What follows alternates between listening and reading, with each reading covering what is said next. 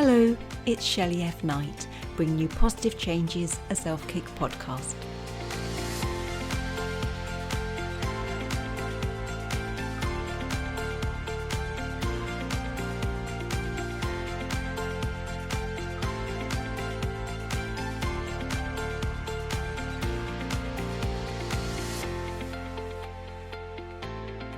So today on the show, we're joined by Lynsay Anne Gould, and she's a podcaster and business coach. So hello, Lynsay. Hi, Shelley. How are you? I'm really good. Now, I've been a little bit nervous about having you on. You are my podcast guru. You are the lady that taught me all about podcasting. So I'm a little bit nervous. So don't give me marks out of 10 or anything. Let's just go full on in. Don't ever be like, no, don't be silly. No, I'm really excited to be here. It's really great. Thank you for having me. Oh, bless you. So I know you professionally, so you got me where I am today, but everyone's got a backstory. So please do share with us your one story of positive change. Okay. So as you've already said, I'm a podcasting and business coach. And a lot of the reason that I do what I do is related to this story that I'm about to tell you. So I grew up in northwest of England, mum and dad, brother, happy childhood. We weren't rich, we weren't poor, we had enough, but we didn't have anything extra really. It was a lovely, happy childhood. When I got into my teenage years, actually probably a little bit earlier than that, it became really apparent to me that my mum, who was an incredible artist, she wanted more. And we got talking one day, when you're thinking about what do I want to do when I grow up, I remember asking my mum about it and saying, what did you want to do when you grew up, Mum? Like just assuming that there was something that she hadn't told me, and there was something. And she said, I'd always wanted to go to art school. And me being me, I was even the same as a kid. I was like, well, why didn't you do it? Why didn't you go? And she was like, well, I had you two, and I wouldn't change my life for the world. And it just happened, and we I just didn't go. I didn't end up going. And we talked about it more, and over the years, it started to really bother me, the fact that my mum had this amazing potential. She had this just a fantastic gift. She was incredibly creative in lots of different ways, but she was a brilliant artist as well. And I know that she would have absolutely adored to have gone to art school. Now, when I was in my early 20s, my mum contracted cancer, and unfortunately she passed away 21 years ago now, this month. And her passing has affected me obviously in a lot of different ways, but one of the big things is those conversations that I had with my mum about potential and about her not doing what absolutely she really wanted to do. Now, I know that she loved her life. I know she said that she wouldn't have changed it, and I know she was very happy, but I also know she would have been even more happy if she'd have been able to fulfill that dream, and that little part of her that really wanted to be creative and stand out and go to art school, and who knows how her life would have been different. So her having those conversations with me changed me massively. It made me think about my own career. In my early career, before I had my business, it made me go for things that perhaps I didn't think I was 100% ready for. And I would just think, well, what's the worst that can happen? I'll get turned down, Yeah. I'm just going to go for it. So it changed me as a person because it's made me braver. It's made me think, okay, I might not know how to do A, B, and C, but I can do all the rest of it. So let's give this a go and trust that I've got the ability to work out how to do the other stuff. And I've got a mouth, so I can ask a question, I can figure things out. So I did that in my entire career, and it served me really well. I got promoted really quickly. I got some fantastic opportunities. I ended up doing director of HR positions. I did really, really well. But it got to the stage with my career where it wasn't enough anymore. I got into HR in the first place because I wanted to help people. I wanted to help them be the best they could be. It's that common thread. It's that potential thread that's run through my entire life because of those conversations.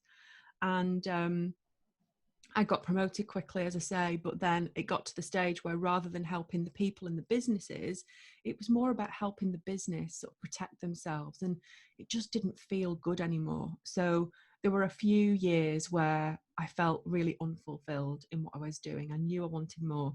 My husband was training to be a teacher, and he finished his degree, got a job in teaching, and I vividly remember a conversation that first week when he came home after his first job, first week, and was like, right, okay, what was it like? Have you enjoyed it? Have you made the right decision? And I remember him saying, I wish I'd done this earlier. This is exactly what I was meant to do. And of course, I was really happy for him. But the biggest feeling I had right then was absolute jealousy.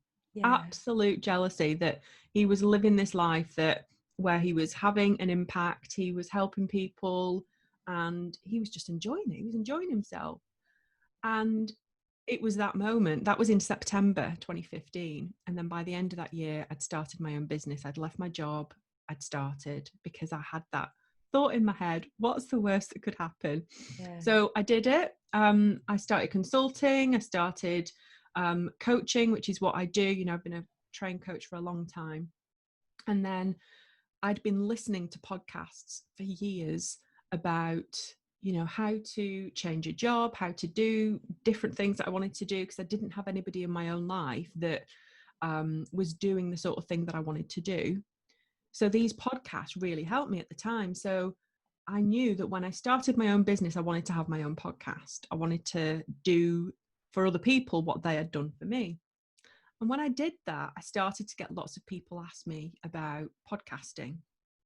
And it's so funny how things come full circle, isn't it? That, that I'd originally started out wanting to help people fulfill the potential. And that's exactly what I do now. So what happened was I started pivoting away from just pure coaching into business coaching, and then eventually now into helping people start and grow podcasts that help them have more impact, use their voice, live up to their potential ultimately. Which is exactly what my mum taught me all those years. I mean, it's a long time ago. I'm 43 now, so it's a long time ago, but it's this common thread that's sort of come through every part of my career, every part of my life, the way I've parented my children, the sort of friend I've been. And it's amazing how it's come full circle that, listening to those podcasts all those years ago, listening to my mum talk about how passionate she was about art and being an artist, not fulfilling that.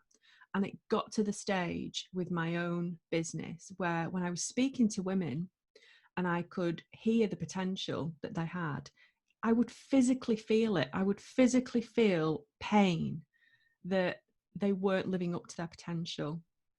So it's why I do what I do now. I am incredibly passionate, as you know, about getting more female voices heard in particular, because there aren't as many women at the top in podcasting, and that's really important to me. So that story, that conversation with my mum has led to so many opportunities and avenues and directions for me in my own career, in my own business, in my own life as a wife, a parent. And it's meant that I've been able to bring something really positive out of something that was, incredibly heartbreaking, losing my mum. It made me think, life is way too short, way too short. And every so often, I don't know about you, don't know about anybody that's listening, every so often I'll get this sort of moment of reality where I'll think, oh, I'm 43. My eldest is off at uni now. I need to step this right up. And I do that often, and it propels me forward. It pushes me forward. And I hear my mum often tell me that, you can do anything you want to as long as you work hard enough. And I've always had that work ethic. I've always had that, do everything you can to get where you need to be. Do it in the right way, do it with authenticity, do it with love, do it with compassion, and you'll get there. So I guess that's my story of change, positive change. It was incredibly hard at the time losing her, but her Her memories lived on, her messages have lived on, and they've created this drive in me to make sure that I myself live up to my own potential, but that I help as many women as possible do exactly the same. That's truly beautiful. Like, your grief journey is just beautiful.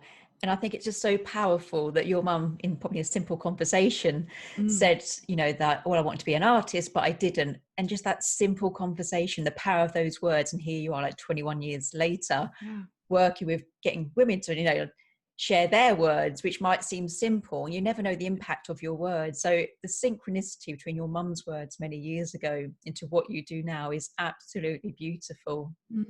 I agree. Yeah. And it's just, like, maybe we should be having more conversation with our mums, our partners, ourselves about what is it that lights you up, what is important to you, what dreams in your head and not in your hands, and it is those simple tools, isn't it? 100%. I mean, she unfortunately she'll never know that impact that she's had, but I like to feel she does. I like to feel she does know. I do think she does. And I, the conversations that I had with my mum, I make sure I have those conversations with my girls now, because I know how important they are. You're quite right. We don't speak about this stuff enough, do we, with the people closest to us, because we take it for granted. They're just there and they'll always be there. But we just never know what's around the corner. I'm not trying to be negative, but we don't. We just don't know what is around the corner. It's so important to have those conversations and to take action and do the things that we dream about doing, because we've only got one shot at this. So use those conversations. Something really heartbreaking that can happen to you in the past can end up being such a beautiful thing for you in the future. It doesn't have to be negative. It doesn't have to be something that defines you. It can be something that helps both you and a heck of a lot of other people as well. Yeah, there is an absolute collateral beauty to grief, I think, that whilst it happens and it's heartbreaking, it changes you as a person. Sometimes it's almost like a spiritual emergency. You come out and you think, right, I'm not going to do that to my life. You either sort of want their life like that, or you go the other way thinking, actually, that's not going to happen to me. I'm going all in, which is what you've done. Yeah. And you're right, life is so short. And I think, the unique times of 2020, we've all had to face our own mortality, the healthiest, the young, the old. We've all been there facing it. And you're right. And I stand in the kitchen with my family and they think I'm miserable, Lynsay, because I say at the age of 46 that I've got more years behind me than I have in front of me. And you don't know that. I don't know. I'm pretty tired, love, pretty tired. And they're like, for God's sake, Mum, you put me off my cornflakes. But it's true that I've got more years behind me than I have in front of me. But I kind of love that. I love all the lessons I've got. And, like my crapometer, if you will, I don't give a crap about half the stuff I used to. And I've just been so courageous in the last 2 years. I used to have a fear of public speaking. I'm now on a podcast. I've got a YouTube channel. And I'm just thinking, like you said, what's the worst that could happen? Yeah. And it's like your husband being a teacher. When you know that you're doing something and it lights you up. Like, I love podcasting because I'm just having like girls' nights in, talking to men, and it's just like the best job in the world. And it is, isn't it? Just sort of like thinking, I'm not invincible. Even if I wear a cape, I can still die at any given moment. What lights me up? And it is the podcasting, using my voice and things like that. Yeah, but I just love it. What other words did your mum tell you that inspire you? It was definitely that work ethic for me. So I struggled with it in my career a little bit, actually. It's interesting that, so she always said to me, you can do anything you want to. You can be anything you want to if you work hard enough. So it was that little caveat on the end, if you work hard enough. So it's led to an incredible work ethic for me. I work hard, but I did struggle with it, especially when I started my business, because you don't have a cutoff, do you? No. You could just work 24 hours if you wanted to. Yeah. So it although it inspired me, although it made me have that work ethic, that work hard mindset, it also led to me probably working way too much when I started my business, way too much, struggling to close the laptop. And when we're getting started, we're all very scrappy, aren't we? We're, finding a bit of space in the corner of the room. And, I didn't have my own office at that point or anything like that. So I didn't have those boundaries to just shut the laptop and get on with my family life. and I'd be like, I'm just going to log back on. I'm just going to do this. So yeah, that was difficult because I had that common thread in my mind. You've got to work hard. You've got to work hard, which I do believe. I have gone back full circle with it again. That nothing is completely easy. If anybody online is saying to you, you can make 6 figures in 6 minutes. I mean, it's ridiculous, isn't it? Some of the BS you hear. I don't agree with any of that at all. I do agree that, this stuff takes time. It takes time, it takes effort, it takes resilience. So I think what my mum has taught me is that, yeah, it is the right thing to work hard for something that you really want, that you really believe in, something that you love. I think if you're working really hard in a job that you hate, I can't think of anything worse, but it genuinely doesn't feel too much like work for me. I love what I do. I love it. I love the fact that I'm speaking to you now, and you were a product of me having a course, and your confidence grew and you just went for it. I love that about you. So that, this is just a real treat for me, having this conversation with you on your own podcast, because you've done it. You've got out there and done it. And I know you struggled at the start, can I do it? Can I not? Yeah. You've just smashed it out the park. It's been brilliant. So she's taught me that, work hard, but it's about that resilience, because during the time that you're working hard, during the time that you're building things up, whatever it is in your life, it doesn't have to be a business, whatever it is, you're going to fail at some point. There are going to be massive mistakes you make. I've made loads, made tons of mistakes. I've done things that haven't worked. I've pitched things incorrectly. I got my messaging wrong. There's all sorts of things. But I think what has helped me with my mum, some of the messages she's given me, is around, it doesn't matter. Just keep going. Just stand up again. Just keep going. Try again. Try a different way. Learn from it and be resilient. She was never the sort of mum, if I fell over as a child and hurt my knee, if I started crying, obviously she'd comfort me. But then she'd be like, right, come on, let's get on with it. Yeah. She was very much like that. And I think that has helped instill that in me, that, you just get on with it. You just carry on, not at the detriment of your health, not at the detriment of your mental well-being, but every failure is a learning. You can just learn from it. I'm looking down all the time here because I've actually got a picture here of my mum with me when I was little. Aww. And it's on my desk all the time, specifically because of what we've talked about today, the fact that she massively inspired me. Everything I do is probably going back to conversations I've had with my mum. Yeah, I think it's beautiful. I honestly do. Just like the impact she's had on your life. I think when you're loved that much, that lives on throughout your life without the physical presence, I think it's the most beautiful gift. I know it hurts like mad. I'm not, playing it down, but you can just see the way that you're talking and the business. Like when I worked with you, it's really obvious that you're not just doing a job to pay the mortgage. You are all in. Anyone should work with Lynsay, because you're real. Like, I know you can work with men, but you work with women, and you always used to say to me, "It's all right, Shelley, I've got your back," and I felt it. I truly felt it. And so I just love that your mum's energy is still in you today. I absolutely love it. And you said a real key thing about, like, you can work really hard in a job you hate. And people do. And I don't know what they think there's going to happen, like a job promotion, or that's what you're meant to do in life. But if you haven't got the passion, you're not really going anywhere. And you said about making mistakes. And I love that, because I think if you're making mistakes, you're having a good try. Because I had this conversation with my mum recently, that she says, like, oh, you've always got different friends, haven't you? I've had the same ones for 45 years. And in the nicest possible way, I kind of told her that if you've still got the same friends after 45 years, you're probably doing the same things you were doing 45 years ago. Whereas I've gone do you know what I mean? I've gone down the spiritual path. I had nursing friends, but now I've got like author friends and podcasting friends. But I think when you're making mistakes and your friends are changing and you're changing, it's because, you're trying absolutely everything you can. Yeah, it's about growing, isn't it? I can't imagine having the same friends when I was at nursery. No. Can't imagine doing that. Yeah, you grow, you change, you evolve, and that's the beauty of it, isn't it? Yeah. I don't understand people who can stay in the same job for forever, for life. Can't imagine it. Great for them.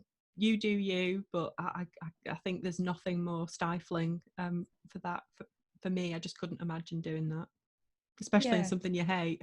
Yeah, if you hate it, if you love it, fair enough. But if you're there for like 45 years going, oh my God, I hate this job, I can feel my soul shriveling. One of the things that I thought about when I was in my job, one of the big things that made me think, yeah, this is time to get out. I remember looking at who was above me, who were the jobs, who were filling the jobs that were above me on the career ladder, so to speak. And I thought, do I want any of those jobs? And the answer was always no. I don't want that job. I don't want to do what he does. I don't enjoy that. So yeah, if that is the case for you, just get out. You're clearly not on the right career path if the people above you don't want their jobs. I think that's a really valuable tool. That's going to be this week's tool. In this week's episode, we encourage you to sit there in your job and then look at the person above you. Do they look happy? Or have they got one of those faces that says, I'm just here to pay the mortgage? Have they got a brown nose from getting the way up the career ladder? Do you know what I mean?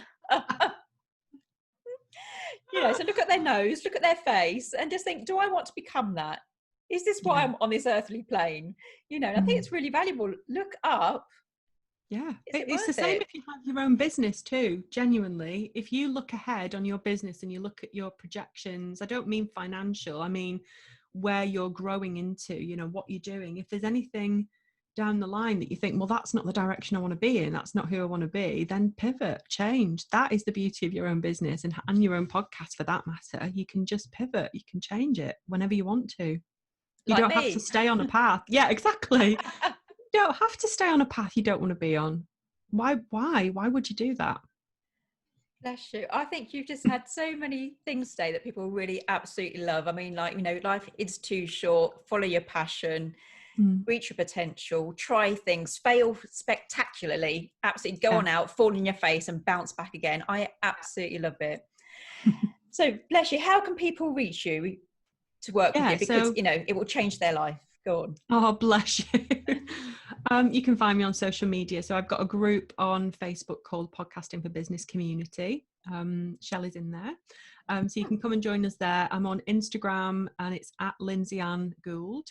I think the links will be in the show notes probably. Absolutely. Nobody ever knows how to spell Lynsay or Gould for that matter. So the links will be there. My website is lynsyaanne.com, and if you're interested in podcasting, being a guest on a podcast, I'm happy to chat with you about that. I love talking to people about getting started. So come and find me. Do go and find her, because if it wasn't for you, with the beautiful synchronicities that led to us meeting and things like that, I wouldn't be here today. There's probably some listeners thinking, well, that's a shame because you are love, but I wish you'd never met her.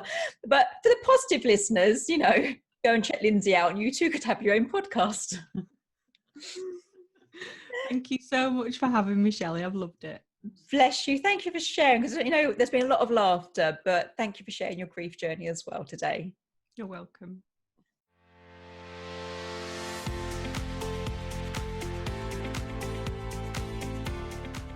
If you enjoyed today's episode, please ensure you subscribe and do leave a positive review.